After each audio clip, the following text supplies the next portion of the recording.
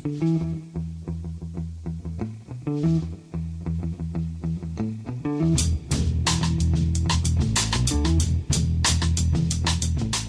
and welcome to The Price of Football, the show that looks at the money behind the beautiful game with me, Kevin Day, and Liverpool University's Kieran Maguire.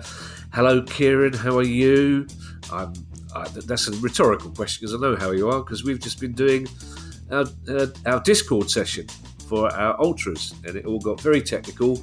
So I went and watched the football for a bit, came back and it was still technical, and you were still dealing manfully with some a lot of people on there tonight and a lot of interesting questions. We are recording this, Kieran, and we have to be honest, on Tuesday evening because you're going, I can't remember where you're going, some Mickey Mouse tournament you're off to in the morning. It's capital of Greece, I believe it is. So I've very graciously agreed to do this on a Tuesday evening, but only, Kieran, with the promise that you will reciprocate when the time comes for Palace to be in Europe and I'm on a plane to exotic places. So somewhere in the next decade or three, you owe me a favour. Yeah, when Roy Hodgson comes out of retirement again at the age of 95 to lead you to Munich. Not even in jest.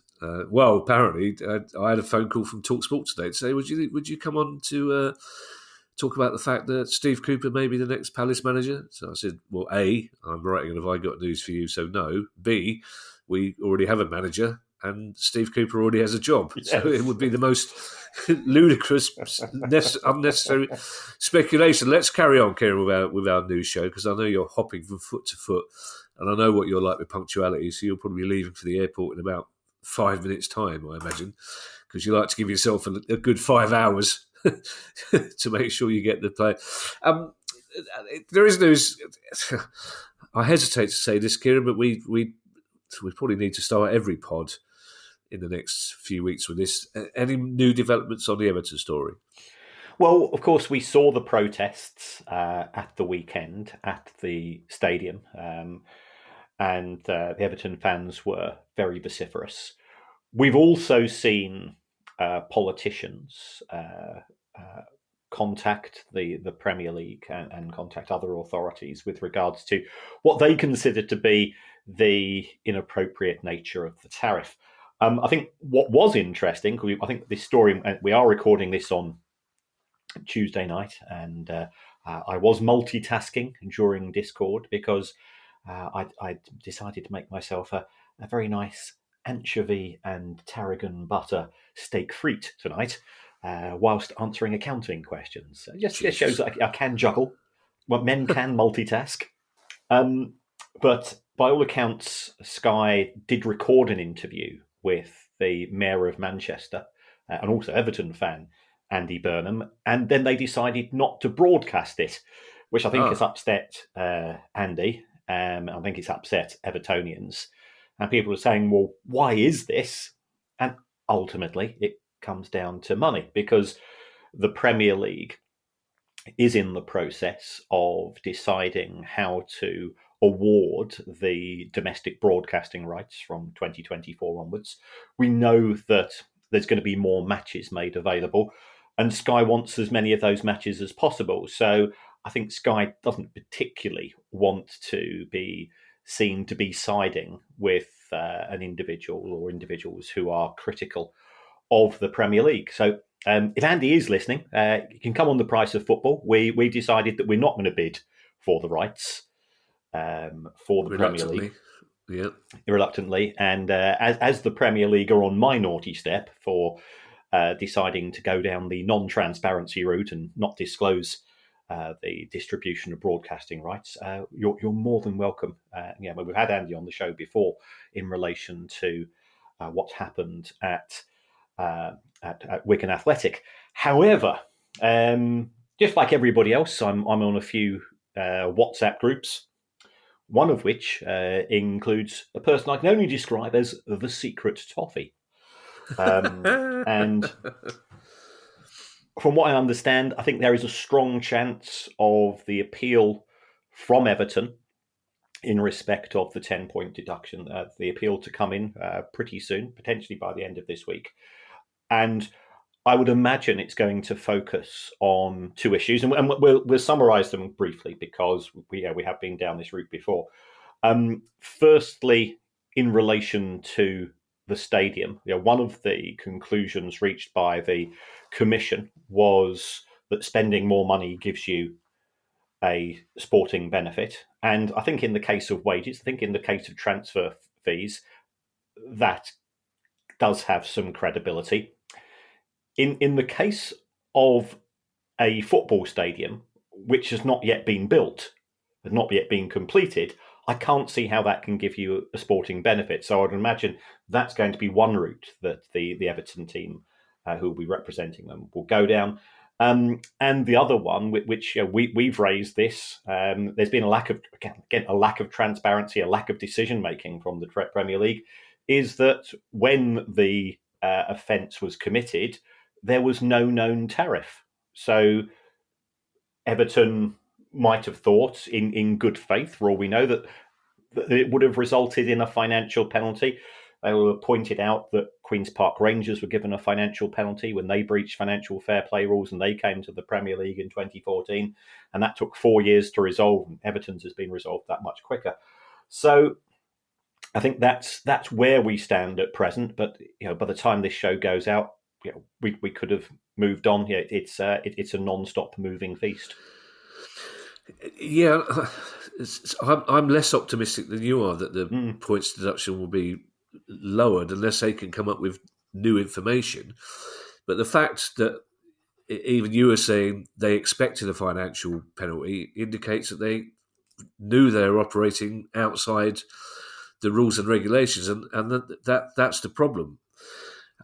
Because they were, and whether or not the money was spent on a stadium or on players, regardless, they have spent a lot of money on players, Kieran. There's no two ways about it. And as you said before, they've wasted a lot of money on players. Well, that's exactly it. But as you said before, the fact that they didn't spend that money wisely is kind of neither here nor there.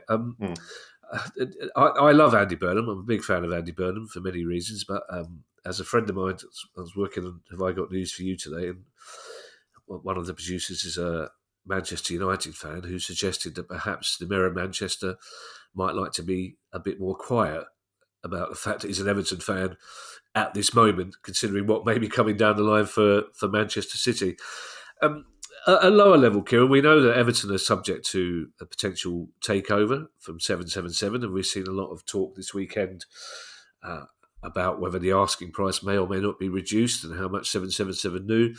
But a club that we were hovering around not the naughty step, but hovering around the red zone, shall we say, Carlisle United. But just after we recorded last Thursday's show, they moved to different owners. Yes, I think they were in the Amber Gambler territory. Very good, yes. And the good news, I think, from Carlisle's perspective, is that Castle Sports, who are owned by the Piatak family, who are an American family, who have a number of, that they're a sort of a multi-sports interest family, have taken over the club. And the thing that concerned me most of all was that Carlisle United historically owed a lot of money to a company called Edinburgh Woolen Mills. Edinburgh Woolen Mills went into administration. The administrators then sold the debt to somebody else who, for reasons best known to himself, and this person's a billionaire, has decided not to talk to Carlisle. So they had no idea. Is he going to be sort of a silent benefactor? Is he going to call in the debt one day? They just couldn't get any answers from him.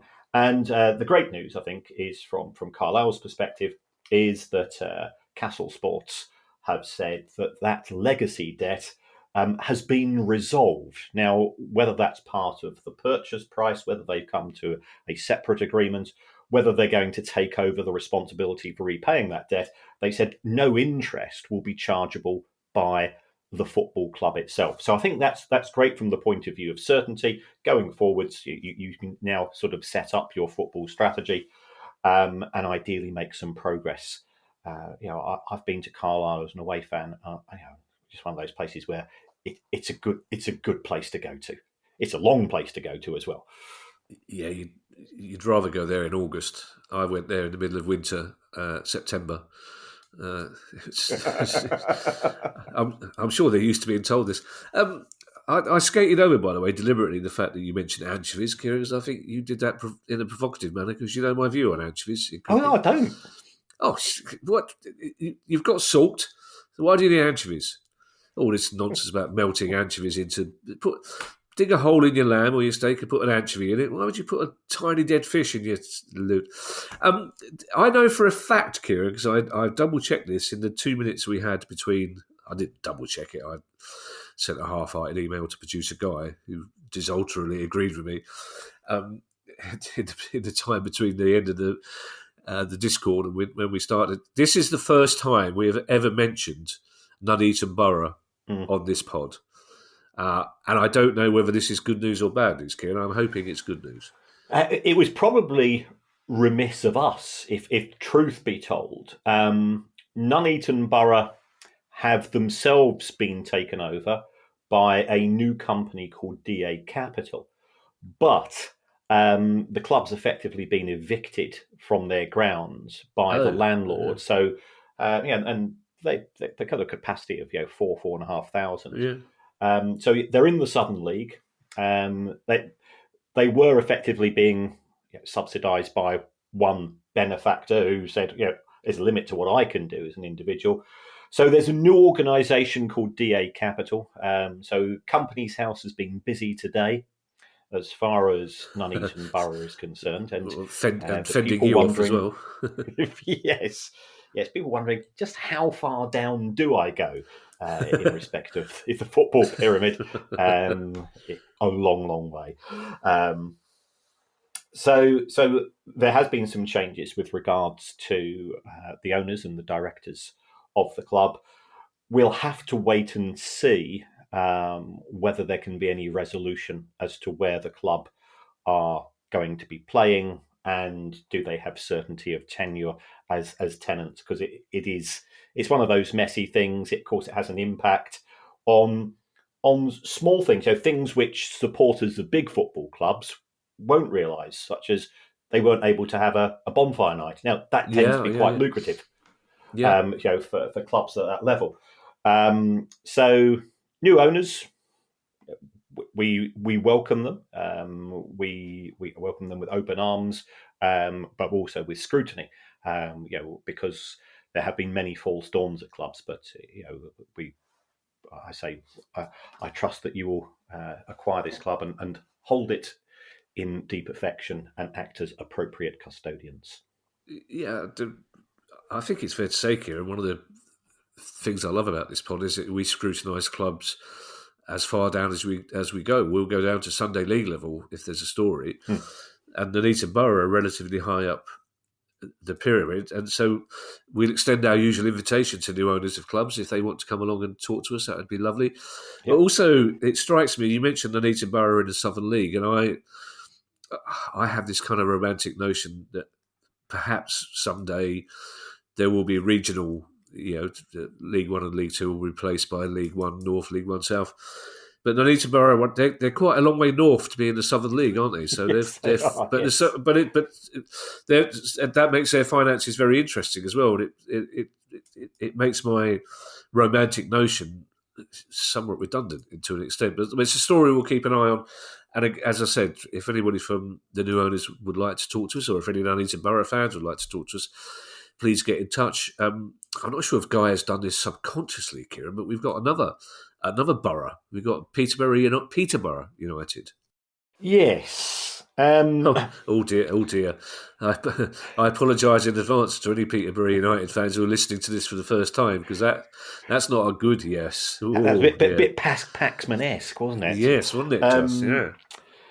Yes, two of Peterborough United's co-owners have resigned as club directors. Now, some people might say, well, this is just a technical issue.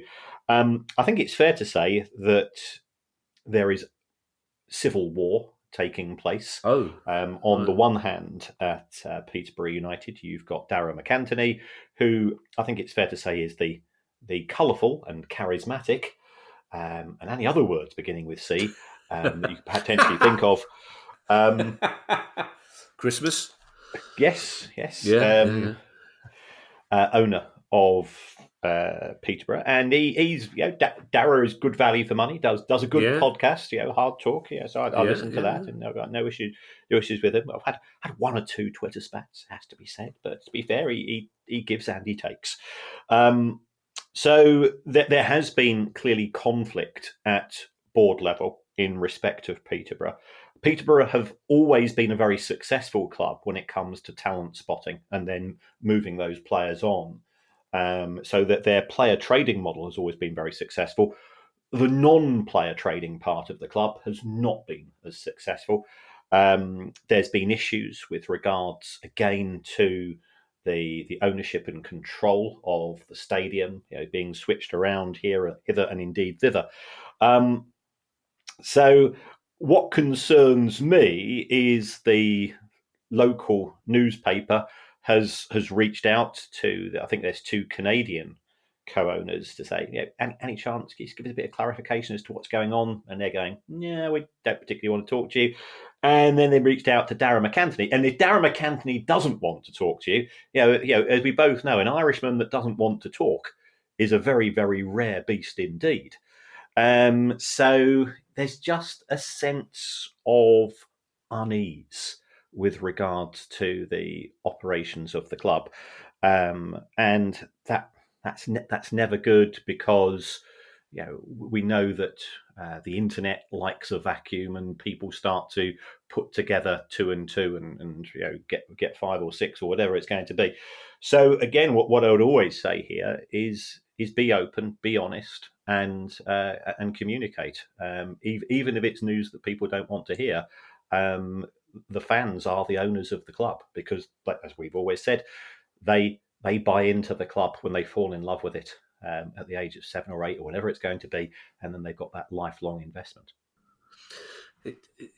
It could be, Kieran, as we all know from our experience of large Irish families, that every branch of the family tends to have a priest, and every branch of the family tends to have somebody who signed a pledge. And as a teacher, normally I've worked out it's normally the third son who has to sign the pledge and has to not. I don't know if that rings any bells with you, Kieran, but it's possible. But it's funny because Peterborough, just thinking it through, yes. Peterborough are a club they've sort of been on the edge of our subconscious almost since we started doing this pod without ever. They don't own the ground. There's always been something sort of bubbling under, but without there ever being anything to really worry about. But this is an odd one when, as you say, this could be a technical, legal matter, but it's one of those things that just gets the spidey senses tingling. We know it doesn't take a lot to get your spidey senses tingling, but it's just one of those things that you start to think that's not brilliant, is it? Rumblings and grumblings, I think, is the way that I would perhaps describe it. Well, we're middle-aged men, Kieran, so that's pretty much what happens, isn't it, really? Yes. QPR are a strange team. I think Palace fans have got a certain affinity with QPR because they're one of those London clubs that aren't really a London club. And again, they're a club that has sort of been on our peripheral vision for quite some time, which makes this one an interesting story. Yes. We've spoken already about Carlisle takeover, Nuneaton Borough takeover. We're recording this on Tuesday night. By the time this show goes out, we could have at least one other takeover. Already that quickly? I think we could be hearing some things in respect of Rochdale. Okay. So, okay. And again, not necessarily brilliant when you take a look at the new owners, and Rochdale have been through a pretty tough period. First of all, losing their league status. Then some of the people that were circulating around the club were pretty much undesirable from a governance and custodian point of view. The likes of Matt Southall are never welcome in football, as far as I'm concerned, given their historical behaviour. So QPR, it was a club that was used as a rich person's plaything, and that's fine until those rich persons become bored. Yeah, And I think that's very much the case with QPR. They were, of course, promoted. Any football fan will remember the Aguero game, of course, of course, in yeah. 2012, where when Manchester City won the Premier League for the first time. QPR were relegated that day. They then came up quite quickly, and as I've already mentioned in the show, that they were subject to a substantial financial penalty for a breach of financial fair play rules. So since then, they've got some ridiculously wealthy owners who don't appear to be interested in putting a lot of money into the club. And it's the club sort of ambled around Yeah. the wrong end of the Championship. In my view, QPR is quite an attractive proposition, because I know you say it's not in London. Well, yeah, well, Well, no. What I mean it's is, it's a London club in the same way that Palace and Watford are yeah, London clubs. You've got Arsenal, Chelsea, Spurs, West Ham. You're kind of A-list London clubs that are supported by people all over the country and all over the world. And you've got clubs like Palace, Orient, Brentford, QPR, Fulham that are mainly supported by people within 20, 30 miles of the club. So they're if they're a you want, local, I'll call they're a local yeah, London club. they're a Yeah, yeah, local, a proper London club, if you like. But yeah. as you say, I always think they should be a very attractive proposition. Decent history, decent kit, which counts for a lot for me. Really good atmosphere, especially for evening games at Loftus Road or whatever it's called now. So you imagine it's. I'm surprised it hasn't been sort of more people have been circling in the last few years. Yes, and it looks as if the club is now making more effort to market itself. Yeah, Um, so what's happened is that the owners have gone to some bankers and say, any chance of shifting this? We're going to be a little bit more enthusiastic from the sell side in the form of finding owners. And I think exactly the same as you. It's a very attractive proposition, not just for kit, stadium. It's London. yeah, of course. Overseas owners, especially American owners, love the idea of a London-based club. And It's got Premier League history, close close to to the the airport. airport as well. Yeah, Yeah. So we'll have to wait and see there, but it's certainly one which would be ripe for plucking from an ownership point of view. The pound's still relatively weak, so you can get it that much cheaper as an overseas owner. There's a lot to be said for buying into QPR. You've then got the elephant in the room, which is, like all clubs in the Championship, it's losing a few $100,000 a week.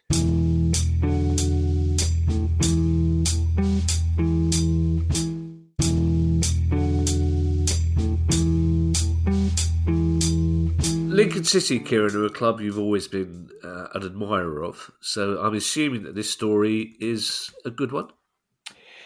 Yes, this again is a company's house requisition, and I don't know. I don't know what we've created, Kevin, but we I think we Lincoln fans were on the Twitter march at me this morning when this story came through on Company's House. What's going on? Can you explain? In respect of Lincoln City, there are two companies, one of which is called Lincoln City Holdings and one of which is Lincoln City Football Club. And Lincoln City Holdings owns Lincoln City Football Club. Now, what's happened here is that Lincoln City Holdings have raised £1 million in fresh cash, but Lincoln City Football Club has only raised $250,000. So people are going, well, yeah, those two numbers, they normally equate to one another. So I've done a little bit of ferreting. I've again spoken to some local journalists, tried to get my ear to the ground. I've spoken to a secret imp, as one does. of course. And what I understand is that there's been some overseas interest in Lincoln, and overseas investors have put £1 million into the overall holding part of the company. The football club doesn't need all of that money yet, and therefore what it said is that we'll take £250,000 now. Like all clubs, it's losing money on a month by month basis. So this money will go in the form of fresh working capital. It hopes it doesn't need to draw down any more of the money this season, but it's there as a sort of a backstop in case there's a need to do so. So I know people at Lincoln. I've attended fans board meetings and so on. And I do think that they're a very progressive club, and they set a standard in terms of both values and professionalism that other clubs should try to repeat. Interestingly, Kieran, I mean, that sounds, what you've described sounds like very prudent management to me, but it's very different to what you've talked about in the past, because normally when Lincoln want to raise money, they just issue more shares, don't they? Well, they have. I mean, the money's come in the form of shares. They do have a split ownership. So there's a guy called Clive Nates who's sort of been a sort of very generous benefactor. I think he's trying to diversify the ownership model. So they do have some other owners as well, and this has come from those. So it means that they will have increased their stake in the club, but Clive will still have a controlling interest. These next two stories, Kieran, are going to file under because the first one involves both Watford and our favourite Australian loan. I nearly said Sharks there, Kieran, Macquarie. Yes. This could also be filed under Groundhog Day as far as this particular relationship between these two organisations are concerned. So what has happened here is that Watford sold Ismaila Sarr to, I can't remember, I think is it Roma? Somewhere.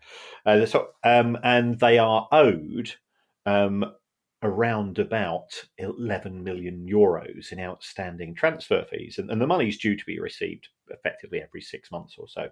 And it's sort of £1.5 million here and £2.25 million there and so on.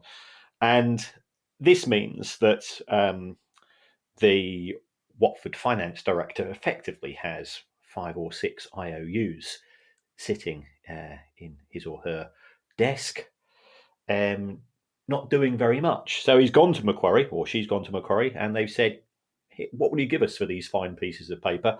And Macquarie says, "We won't give you 11 million euros, but we'll give you something."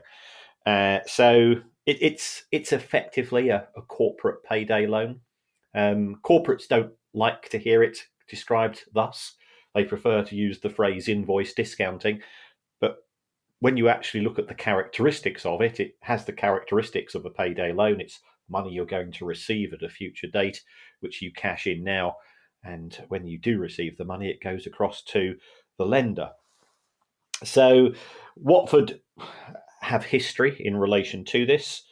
It's normally indicative of cash flow bumps in the road. That isn't necessarily a disastrous thing.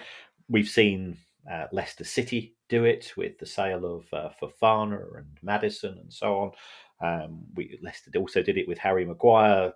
Liverpool did it with Coutinho and so on. So it is something which is quite common in the world of football. But the monies involved are quite substantial when you're a club which is in the Championship. And Macquarie aren't doing it out of love, mainly because, for people not familiar, Macquarie were in charge of Thames Water, which is one of the big utility companies here in the UK.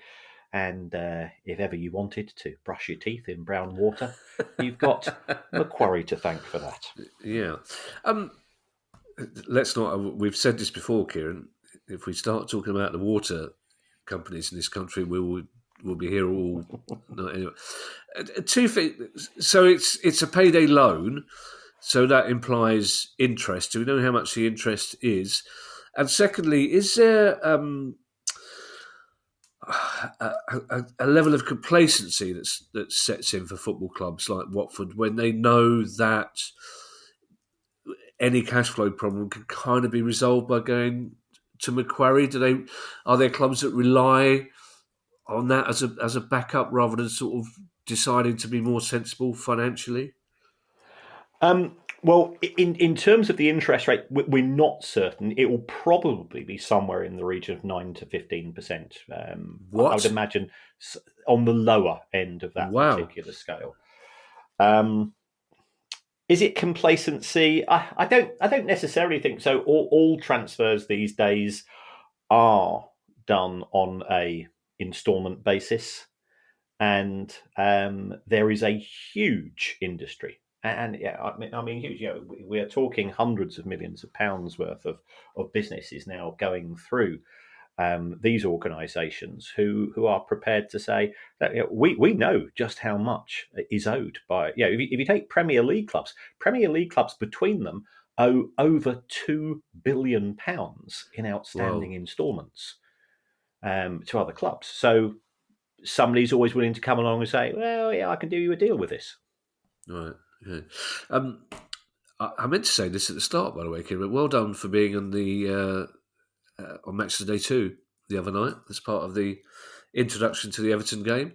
I had rather hoped that perhaps they might have an excerpt from our Everton special, but it's just lovely to see you there and lovely to see our book in the back of the shop, Kieran. Well done. Yes, if only they got our name right. Because they said Kieran Maguire, the price is yeah, that'll be an underpaid intern. Let's not blame them for that. And speaking of Match of the Day too, Kieran, one of its ex-hosts, Adrian Charles, we know is a listener to this pod, and we're very big fans of his, and of course he's a very big fan of West Brom. And I don't like the cut of this next news stories jib, Kieran, with West Brom borrowing more money, basically. Yes. I'm going to try to be positive about this. And the reason for this is that West Bromwich Albion have registered a charge, which is effectively extended a mortgage with MSD Holdings. Now, MSD Holdings is effectively controlled by Michael Dell of Dell Computing fame, and it specialises in lending money to the entertainment and sport industry with a particular degree of enthusiasm for football clubs. It did lend £20 million to the West Bromwich Albion Group Limited. Now, I've probably got this wrong, but you've got West Bromwich Albion Group, which then owns about 87% of West Bromwich Albion Holdings, which in turn owns West Bromwich Albion Football Club, and so on. And West Bromwich Albion Group have borrowed more money. Now, we don't know how much.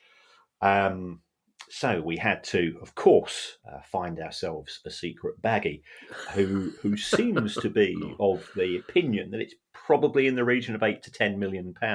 Wow. And it's there to pay the wages. You know, and this always makes me slightly twitchy because if a football club's not generating enough money, and November is a dreadful month for football clubs because if you think about it, you've had an international break, so that's one weekend that's not take place.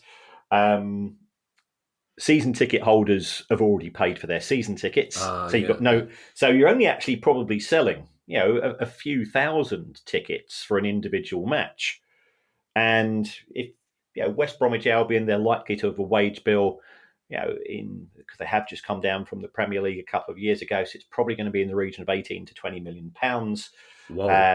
And they're probably generating, six or 7,000 tickets at £20 a piece. They'll be generating no cash around at this time of year.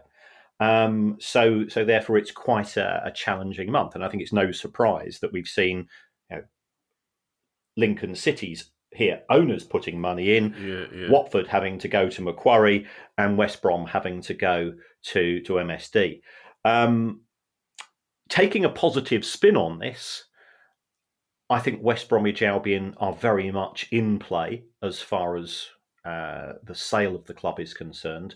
And the fact that MSD have been willing to lend could be that they are aware of negotiations between the West Brom current owner and prospective owners, and they've got a degree of faith in any prospective owners, and therefore they're willing to lend on that basis. Otherwise, I think they'd be just a little bit twitchy about putting more money into West Brom, because they'll be thinking, how are we going to recover this as far as our investment in the club is concerned, or our lending to the club is concerned.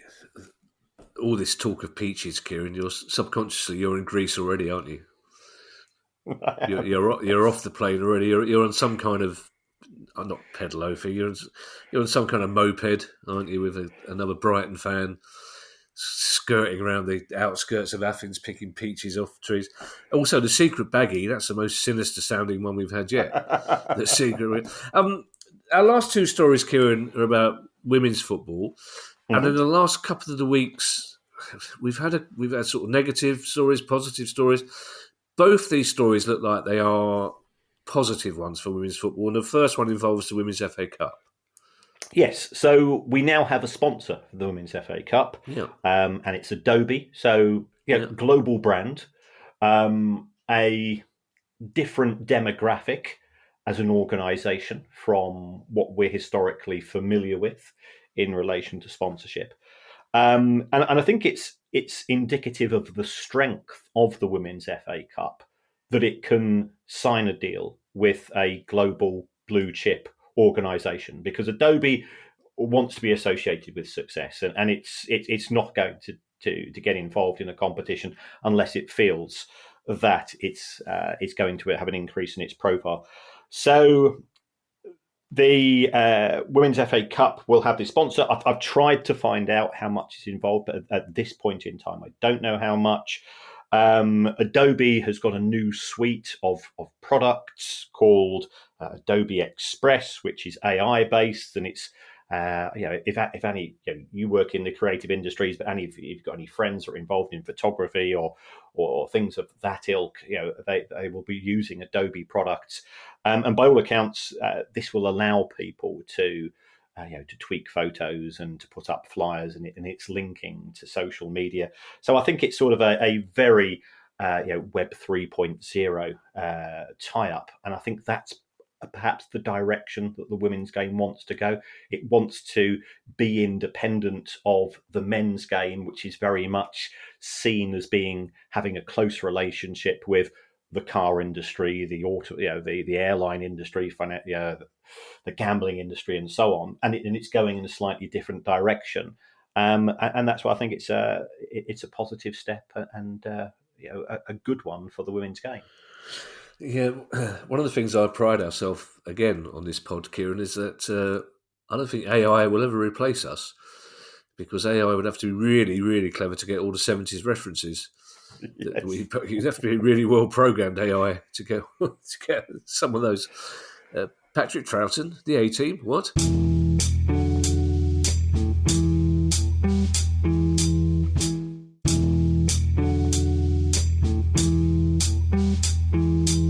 This final story, Kieran, we talked about how last week a proposed revamp of women's football, which we thought was a very good idea, looked like it had been rejected by some of the bigger clubs, and we talked about how it's the possibility of the fact that maybe it's already too late for women's football, and that it was already dominated by 4 or 5 teams at the highest level of the WSL. But there may have been a rethink.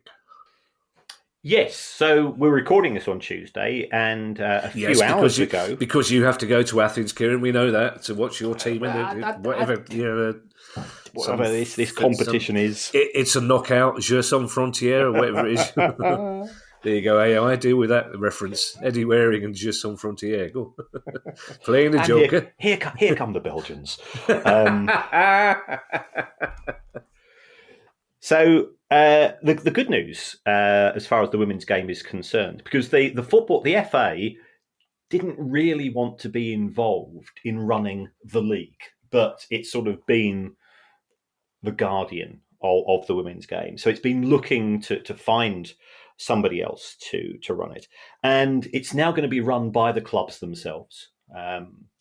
And it's going to. There's been a vote which has taken place today, which has been unanimously passed by the clubs in both the WSL and the Women's Championship. So a new company is going to be set up, and it's going to be headed by Nikki Doucet, or Doucet. Apologies if I pronounced that wrong. Former very high executive at Nike, an investment banker. And my reservations about investment bankers is that they're interested in bottom line rather than football. But having also worked for Nike, I'm sure she'll understand the importance of football too as a community asset. So this will allow the women's game to now go forward as a unified product and be able to go and find some more global sponsors and to set up the rules for distribution of money. And ideally, and I know we've said this, not to become men's football part two, in the sense that you'll have exactly the same clubs dominating it. So good news, something to be welcomed. And also breaking news, Kieran, in women's football is it looks like the potential investment in Lewis women's team may have fallen through because it didn't involve the men. Is that right? That seems to have happened today. Yes, the deal with Apollo 13 has fallen through. So Apollo was a US investment company which was set up specifically to invest in women's clubs. And reading the press release on the Lewis FC website, it effectively was saying we're not sure that we're in alignment with sort of the strategy and values of the new owners. And for people who are not familiar with Lewis, and Lewis is the hipster's hipster club of Sussex. Whoa! Says the Brighton fan. Yes, exactly. Oh, yeah. Compared to Brighton, Lewis is light years ahead of in grooviness. And I've met our mutual friend Julian in the pub in Lewis on occasion. So yeah, it's there is no such thing as lager in Lewis. It's pure real ale nonsense. And both the women's team and the men's team have the same budget. And I know we went, myself and I think I've told this story before, but myself and the Baroness were very kindly invited to the club. And we went in the boardroom, and then the Baroness was asked to go and help to pick the organic radishes, which were the Man of the Match award prize from the community garden. And you can't get more hip than that, surely. Well, person of the match would be a little bit more hip. Person of the match, yes, absolutely, yes. Are we sure it's Apollo 13, Kieran, and not? I've got Mercury 13. Mercury 13. Sorry, I was thinking of something else. Yeah, to save those tweets that we're going to get. Yes. Apollo 13 is not in a situation to invest in everything. Okay. Thank you to everyone who's donated to the pod via our Patreon page. If you'd like to make a small monthly contribution to the pod as well, that would be very kind of you, and it will get you access to our chat community and our regular quizzes. And you can do that by going to patreon.com/priceoffootball. If you have a question you like answered on the show, for our regular Monday questions pod, email us at questions@priceoffootball.com. Kieran and I will be in Hastings in December for an event for East Sussex Libraries, which is on Wednesday the 13th. We'll be talking about our new book and all sorts of football stuff as well, and there'll be signings and chit-chat and gossip. Tickets are free but very limited, so if you want them, I think most of them are gone, but you can click on the link in the show notes and register for your ticket. I've run out of jokes. The producer guy is resolutely refusing to change 967. So we'll deal with that anger when we get down there about whether it's 1056 or 1066, the Battle of Hastings, or as we historians would call it, the Battle of Senlac Hill. And if you'd like to buy our book or one of our other books, get yourself a Price of Football t-shirt. You can find details on our website, priceoffootball.com. We'll be back on Monday for that questions pod on the other side of Kieran's hopefully successful visit to Athens. I've never been to Athens. I'd love to see it. I've been to one Greek island in a desperate attempt to revive a flagging relationship which didn't work. So I won't be going back to Rhodes again. Let's put it that way. But I would love to go to it, and I generally hope you have a lovely time, Kieran. It must be very exciting for you to get to travel to see your football club in Europe. And I hope you get back safely and with a nice suntan full of tzatziki and peaches that you've stolen from trees as you go by in that moped, as though you're filming some kind of low-budget cookery. I can't stand the fact that Brighton are in Europe and win. I really, generally, really annoy me. In the meantime, I shall hand you over to Mr. Zavros Maguire for his customary farewell. Well, thank you very much, Kevin. Myself and the barrister were married in Greece, so you had a flagging relationship, and we. I didn't know that. Yes, really. Yeah, and the worst thing was that we were unable to look at each other during the service, and the reason for this is that we were married. We were married in Greek, so we have no idea what was being said. So that was one thing. Yeah, we just smiled a lot.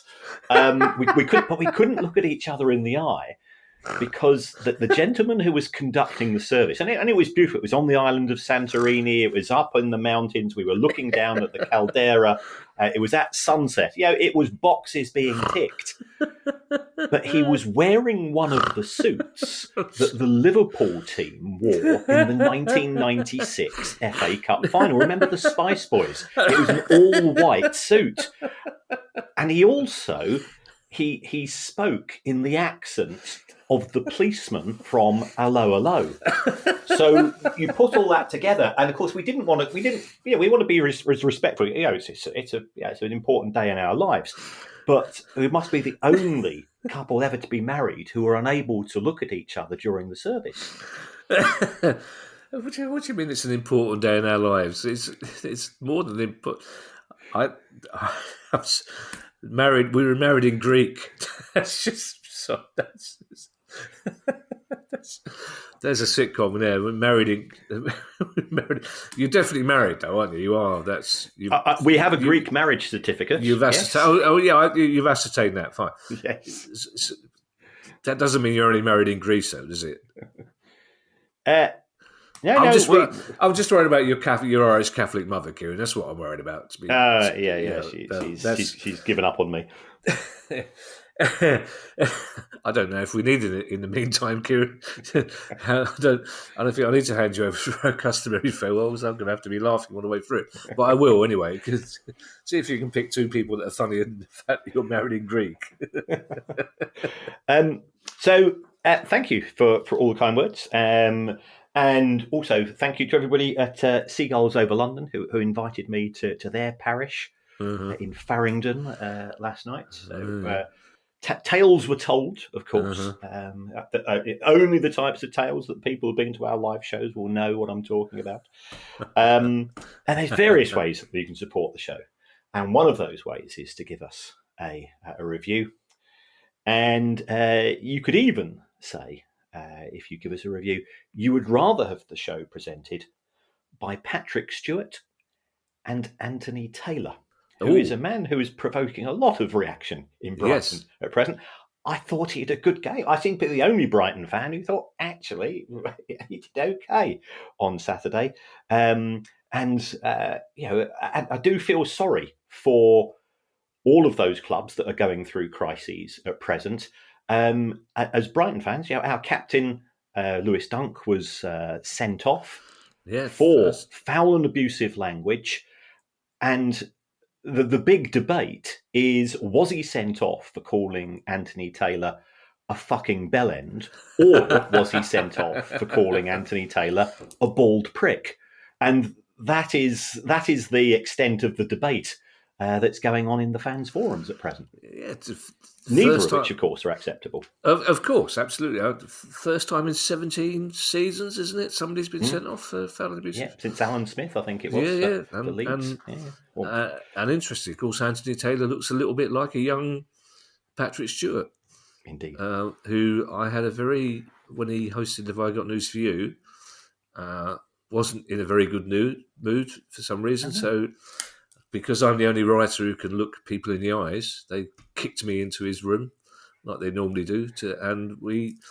I just basically went Huddersfield, Dennis Law, and we had a lovely 2-hour chat about his passion for Huddersfield Town Football Club. He's a delightful chap.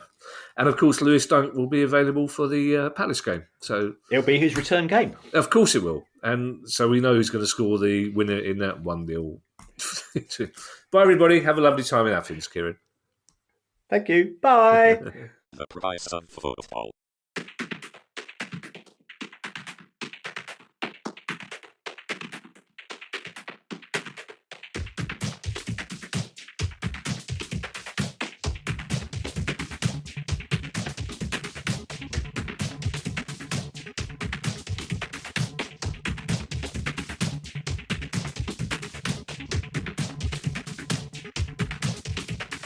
The price of football.